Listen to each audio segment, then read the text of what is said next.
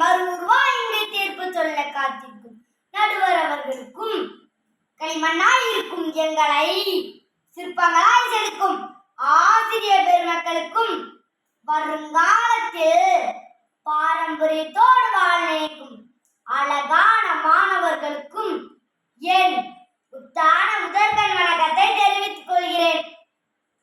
என் பெயர் ஜேஎஸ். நான் ஊராட்சி ஒன்றிய தொடக்கப்பள்ளி இளங்காப்பூரில் 5ஆம் வகுப்பு படிக்கின்றேன்.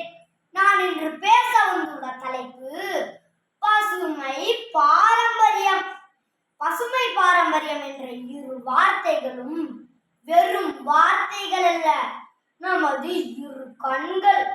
பசுமை என்பது இயற்கையின் சுற்றுச்சூழலாகும்.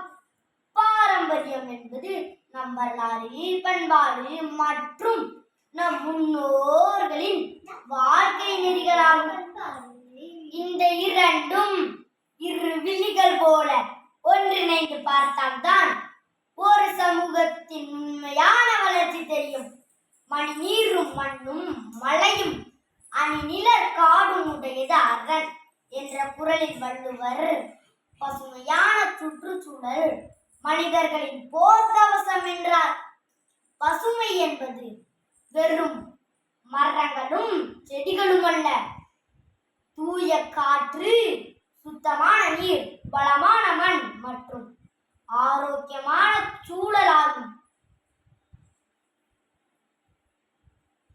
பரதநாட்டியம், மயிலாட்டம், ஒயிலாட்டம், காவடி ஆட்டம், கும்மிப்பாட்டு என அனைத்தும் தமிழரின் இசையையும் நடனத்தையும் பறைசாற்றுகின்றன.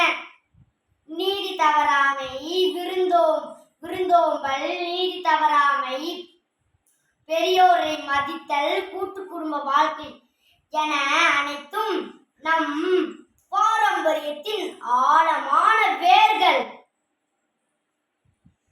பசுமையை சுவாசிப்போம், வாழ்க்கையை நேசிப்போம் என்று கூறி விடைபெறுகிறேன். நன்றி, வணக்கம்.